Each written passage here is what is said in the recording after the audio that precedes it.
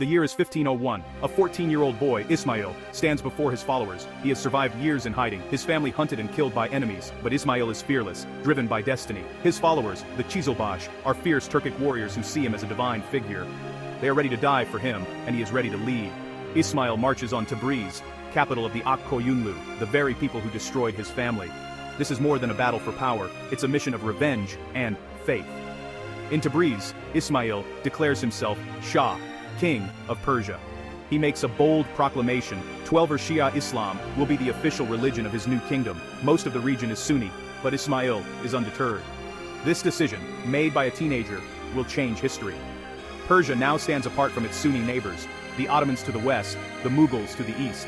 A new religious and political identity is born, laying the foundation for modern Iran. The boy who once ran from assassins is now a king, founder of the Safavid dynasty. His vow in Tabriz marks not just the start of a reign, but the birth of a nation. Ismail's story is one of survival, faith, and ambition. He is not just a warrior, but a poet, writing under the name Khatai.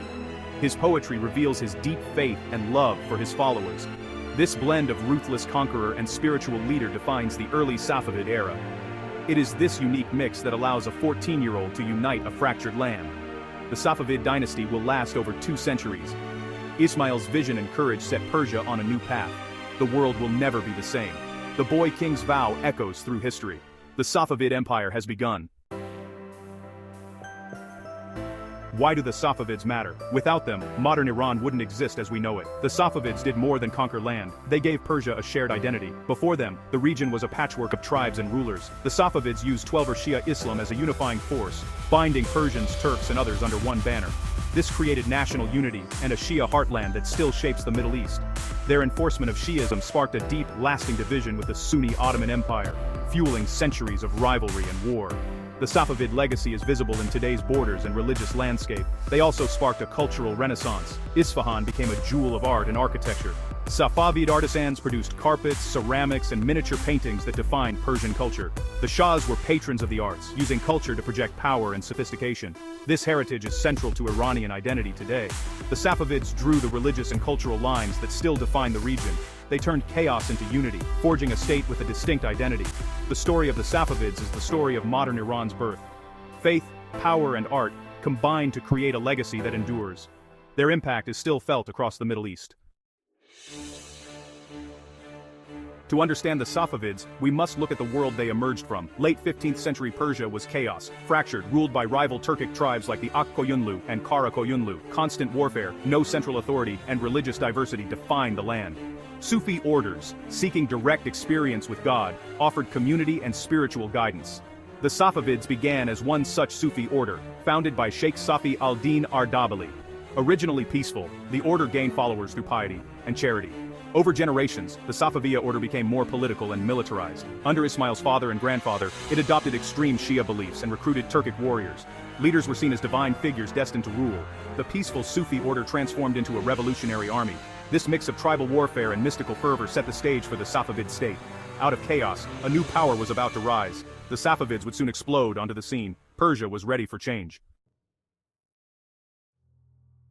The Qizilbash, redheads, were the Safavid movement's military arm. Their crimson caps symbolized loyalty to the 12 imams of Shi'a Islam. Fierce Turkic horsemen, they were fanatically devoted to Ismail. With the Qizilbash, Ismail swept across Persia, conquering city after city.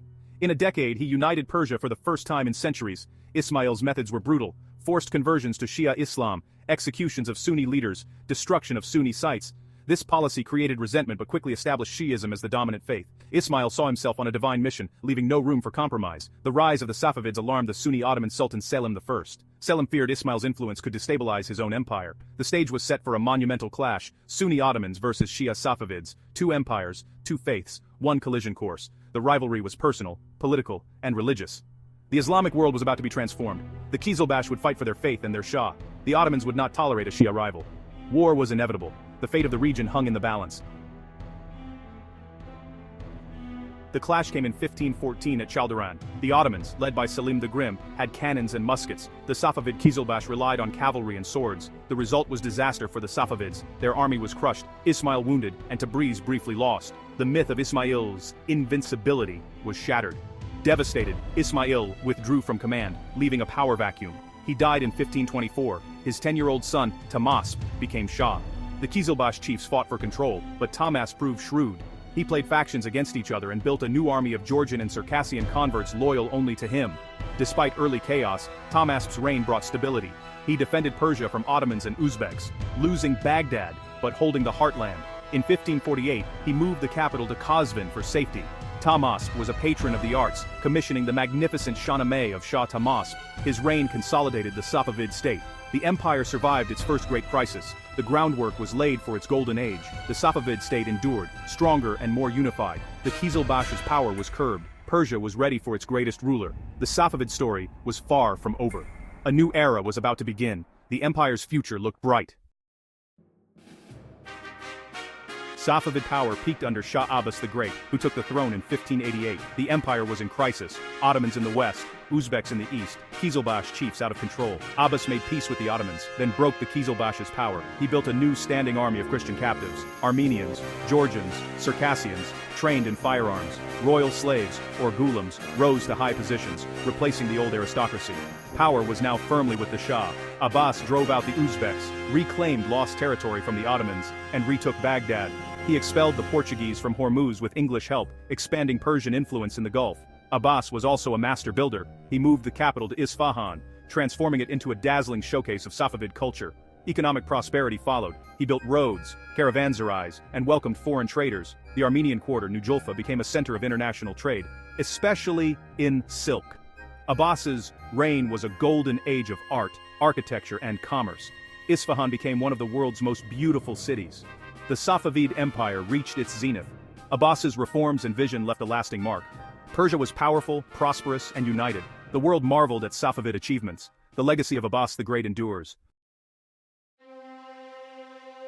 The Golden Age could not last. Abbas's paranoia led him to kill or blind his sons, leaving no strong heir. His successors were weak, inexperienced, and uninterested in ruling. The state machinery rusted, the military declined, and corruption spread. The harem's influence grew, often with disastrous results. The economy suffered as the silk trade declined and trade routes shifted. Desperate shahs raised taxes, crippling agriculture and commerce. The military fell behind rivals like the Ottomans and Russians. The empire became a hollow shell, magnificent outside, rotting within. In the early 1700s, Afghan tribes rose up, led by Mirwais Hotak. In 1722, his son Mahmud besieged and captured Isfahan after a brutal siege. The city was sacked, thousands massacred. The last effective shah, Sultan Husayn, abdicated. The Safavid Empire, after 2 centuries, collapsed. A great era had ended in chaos.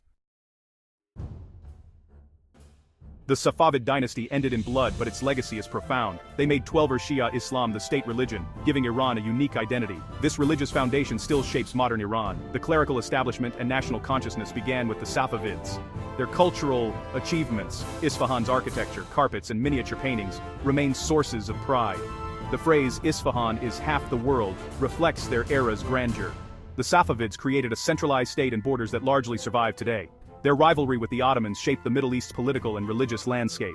The story of the region cannot be told without the Safavids. Their bold choices changed the world. From a boy king's vision to a golden age, their legacy endures. They gave Iran faith, culture, and unity. The Safavid story still shapes the world centuries later.